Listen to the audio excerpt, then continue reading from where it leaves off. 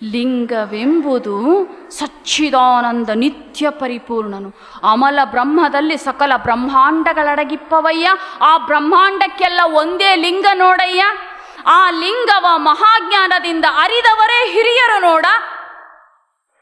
ಅಂದರೆ ಅದನ್ನು ಅರಿತವನು ಯಾರು ಅವನು ಹಿರಿಯ ಅಂತ ಹೇಳ್ತಾರೆ, ತಲೆನೇರ್ತವನನ್ನು ಹಿರಿಯ ಅಂತ ಹೇಳಲ್ಲ. ಯಾರು ಆ ಪರಮಾತ್ಮನ ಅಗಾಧತೆಯನ್ನು, ಅಖಂಡತೆಯನ್ನು, ವಚನಗಳನ್ನು ಅವಲೋಕ ಮಾಡಿ ಗುರು ಬಸವಣ್ಣವರು ಲಿಂಗ ಪೂಜೆ ಮಾಡೋ ವಚನ ಹೇಳ್ತಾರಲ್ಲ, ಜಗದಗಲ ಮುಗಿಲಗಲ ಬ್ರಹ್ಮಾಂಡದಿಂದ ಅತ್ತತ್ತ, ಪಾತಾಳದಿಂದ ಅತ್ತತ್ತ, ಇಲ್ಲೇ ಇದೆಯಾ ನೀನು ಇಷ್ಟೇ ಇದೆಯಾ ಅಂತ ಹೇಳಲ್ಲ, ಅತ್ತತ್ತ ಅದು ಅತೀತವಾಗಿದೆಯಾ. ಕಾಣುವ ಸೃಷ್ಟಿಯಲ್ಲಿ ನೀನಿಲ್ಲ, ಕಾಣುವ ಸೃಷ್ಟಿಗಿಂತನೂ ಅತೀತವಾಗಿ ಪರಮಾತ್ಮ ಇದ್ದಾನೆ ಅನ್ನುವಂತಹ ಸತ್ಯವನ್ನ ಇಲ್ಲಿ ಹೇಳ್ತಾರೆ. ಆಮೇಲೆ ಹೇಳ್ತಾರೆ, ಅದ್ಭುತ ಆಕಾಶದಲ್ಲಿ ಶುಭ್ರವರ್ಣದ ಅಂಗನೆಯು ವಿದ್ಯುರ್ಲತೆಯ ಹಡೆದಳು ನೋಡ. ಆ ವಿದ್ಯುರ್ಲತೆಯ ಬೆಳಗ್ಗೆ ನಿಮ್ಮ ಶುದ್ಧ ಪ್ರಸಾದವ ಕೊಂಡು ಶುದ್ಧಾಶುದ್ಧವನಳಿದು ನಾನು ನೀನೆಂಬ ಎರಡಳಿದ ಮಹಾಂತ ನೋಡ. ಮಹಾಲಿಂಗ ಗುರು ಶಿವ ಸಿದ್ದೇಶ್ವರ ಪ್ರಭುವೆ, ನಾನೆಂಬ ಎರಡಳಿದ ನಿರಾಳ ನೀನೇ ನೋಡ. ಮಹಾಲಿಂಗ ಗುರು ಸಿದ್ದೇಶ್ವರ, ನಾನು ಅವನು ಅನ್ನೋ ಭಿನ್ನ ಭಾವ ಅಳಿದ ಒಂದಾದ ಸ್ಥಿತಿಗೆ ನಮ್ಮನ್ನು ಕರೆದುಕೊಂಡು ಹೋಗ್ತಕ್ಕಂಥದ್ದು ಲಿಂಗ ಯೋಗದ ಸಾಧನೆ. ಮುಂದಕ್ಕೆ ಹೇಳ್ತಾರೆ, ಲಿಂಗವೆಂಬುದು ಸರ್ವಲೋಕೋತ್ಪತ್ತಿಗೆ ಮೂಲ ಕಾರಣ. ಇಡೀ ಬ್ರಹ್ಮಾಂಡದ ಈ ಜಗತ್ತಿನ ಉದಯಕ್ಕೆ ಒಂದು ಚಿಕ್ಕ ಚಿಕ್ಕ ಜೀವರಾಶಿಗಳೆಲ್ಲವೂ ಕೂಡ ಉದಯ ಆಗಿದ್ರೆ ಅದಕ್ಕೆ ಮೂಲ ಪರಮಾತ್ಮ ತತ್ವ ಅಂತ ಹೇಳ್ತಾರೆ. ಏಕೆಂದರೆ ಆ ಪರಮಾತ್ಮನಿಂದ ಜಡವೂ ಬಂದಿದೆ, ಚೈತನ್ಯವೂ ಬಂದಿದೆ. ಎಲ್ಲವನ್ನ ಒಳಗೊಂಡಿರ್ತಕ್ಕಂಥ ಈ ಬ್ರಹ್ಮಾಂಡವನ್ನು ಅವಲೋಕನ ಮಾಡಿದಾಗ ವಿಕಾಸ ಆಗ್ತಾ ಆಗ್ತಾ ಅದು ಬೇರೊಂದು ಸ್ವರೂಪವನ್ನು ಪಡೀತಾ ಹೋಗಿರ್ಬೋದು.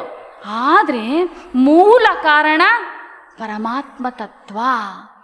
ಆ ಓಂಕಾರದಿಂದ ಉಗಮಗೊಂಡ ಈ ಒಂದು ಸೃಷ್ಟಿ ಇಡೀ ಬ್ರಹ್ಮಾಂಡವನ್ನೆಲ್ಲ ವ್ಯಾಪಿಸಿದೆ, ಸಚರಾಚರವನ್ನೆಲ್ಲ ವ್ಯಾಪಿಸಿದೆ ಅಂತಕ್ಕಂಥ ಮಾತನ್ನ ಇಲ್ಲಿ ಹೇಳ್ತಾರೆ. ಅದಕ್ಕೆ ಯಡಿಯೂರು ಸಿದ್ಧಲಿಂಗೇಶ್ವರು ತುಂಬ ಚೆನ್ನಾಗಿ ಹೇಳ್ತಾರೆ, ಆದಿ ಮಧ್ಯಾವಸನಗಳಿಲ್ಲದ ಮುನ್ನ, ನಾದ ಬಿಂದು ಕಳೆಗಳಿಲ್ಲದಿತ್ತ ಮುನ್ನ ಅಂತ ಹೇಳ್ತಾರೆ. ಎಲ್ಲಕ್ಕೂ ಮೂಲ, ಎಲ್ಲಕ್ಕೂ ಕಾರಣ, ತನಗೊಂದು ಕಾರಣ ಇಲ್ಲದೆ ಇರ್ತಕ್ಕಂಥವನು ಪರಮಾತ್ಮ. ರೇಡಿಯೋ ಕಂಡು ಹಿಡಿದಂತಹ ಮಾರ್ಕೋನಿ ರೇಡಿಯೋ ಕಂಡು ಹಿಡಿದ ಮೇಲೆ ಅವನಿಗೊಂದು ಸಂದರ್ಶನ ಮಾಡ್ತಾರೆ. ಹೇಗೆ ರೇಡಿಯೋ ತರಂಗಗಳು ಹೇಗೆ ಚಲಿಸ್ತವೆ ಈ ಬ್ರಹ್ಮಾಂಡದಲ್ಲಿ, ಆಕಾಶದಲ್ಲಿ, ಯಾವ ದಿಕ್ಕಿಂದ ಯಾವ ದಿಕ್ಕಿಗೆ ಹೇಗೆ ಚಲಿಸ್ತವೆ ಅಂತ. ಆವಾಗ ಮಾರ್ಕೋನಿ ಎಕ್ಸ್ಪ್ಲೇನ್ ಮಾಡ್ತಾನೆ, ಈ ದಿಕ್ಕಿನಿಂದ ಈ ದಿಕ್ಕಿಗೆ ರೇಡಿಯೋ ತರಂಗಗಳು ಚಲಿಸ್ತಾ ಇದ್ದಾವೆ, ಅವುಗಳನ್ನು ಗ್ರಹಿಸಿ, ಶಬ್ದವನ್ನು ಗ್ರಹಿಸಿ ಮತ್ತೆ ಅವುಗಳನ್ನು ಬಿಡುಗಡೆ ಮಾಡ್ತಕ್ಕಂಥ ಕೆಲವು ಅಂಶಗಳನ್ನು ನಾನು ಕಂಡು ಹಿಡಿದಿದ್ದೀನಿ ಅಂತ. ಒಬ್ಬ ಎದ್ದು ನಿಂತು ಕೇಳ್ತಾನೆ,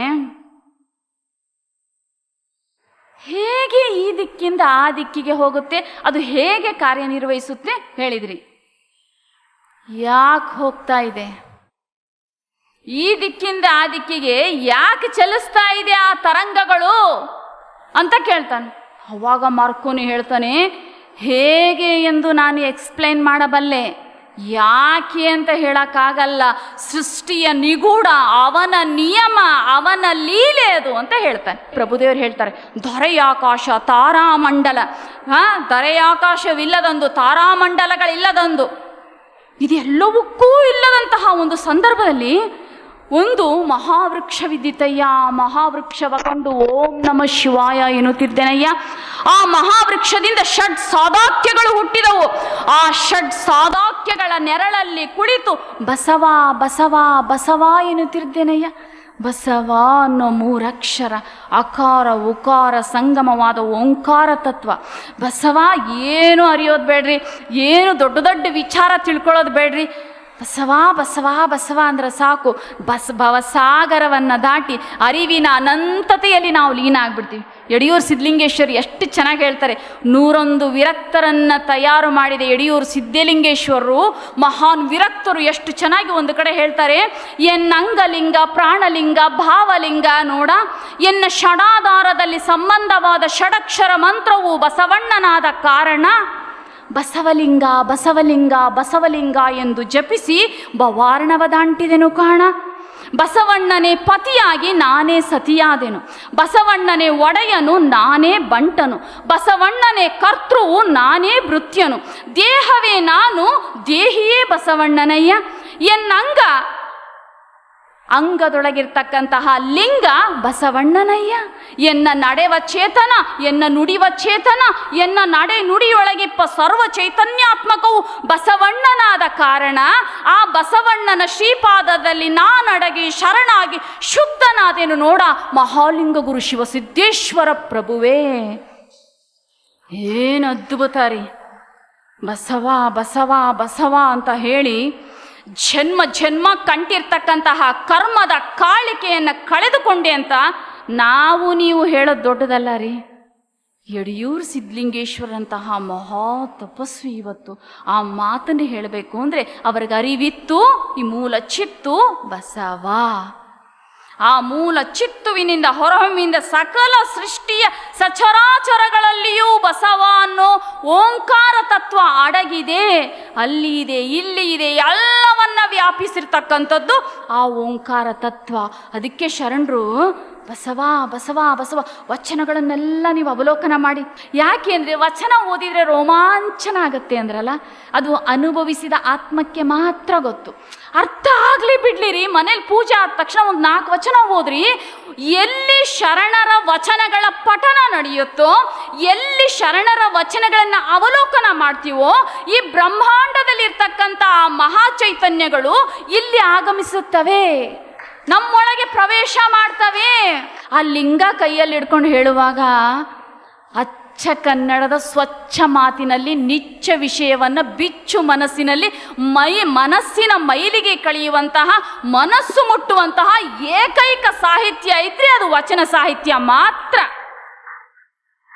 ಏನ್ರಿ ಅದನ್ನ ನೋಡ್ತಾ ಹೇಳ್ತಾ ಹೋದಂಗೆ ಅವನು ನಮ್ಮೊಳಗೆ ಹೋಗ್ತಾ ಇದ್ದಾನೋ, ನಾವು ಅವನೊಳಗೆ ಹೋಗ್ತಾ ಇದ್ದೀವೋ ಗೊತ್ತಲಾಗಲಾರದ ಸಂದಿಗ್ಧ ಸ್ಥಿತಿಗೆ ನಮ್ಮನ್ನು ಕೊಂಡೊಯ್ಯುತ್ತಲ್ಲ ಈ ಪೂಜೆ.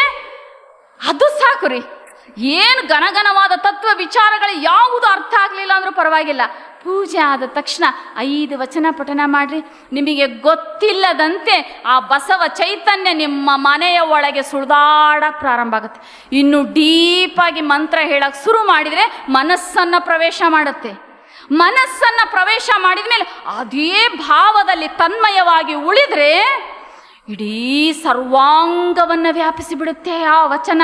ಬಸವ ಅನ್ನೋ ಮಂತ್ರ ನನ್ನತನ ಅಳಿದು ಬಸವತನದಲ್ಲಿ ಬೆರೆತು ಹೋಗುವಂಥ ಸ್ಥಿತಿಗೆ ನಮ್ಮನ್ನು ತಂದು ಕೊಡ್ತಕ್ಕಂಥದ್ದು ಯಾವುದಪ್ಪ ಅಂದರೆ ವಚನಗಳು. ಮಂತ್ರಕ್ಕಿಂತ ಮಿಗಿಲು ವಚನ ಹೋದ್ರಿ ನೀವು. ಅವತ್ತು ನಿಮ್ಮ ಮನಸ್ಸಿನಲ್ಲಿ ಏನಾದರೂ ಬೇಸರವೋ ನೋವು ಇದ್ದರೆ ಅಪ್ಪ ಬಸವಣ್ಣನವರು ಉತ್ತರ ಕೊಡ್ತಾರ್ರಿ, ಸಮಾಧಾನ ಕೊಡ್ತಾರ್ರಿ.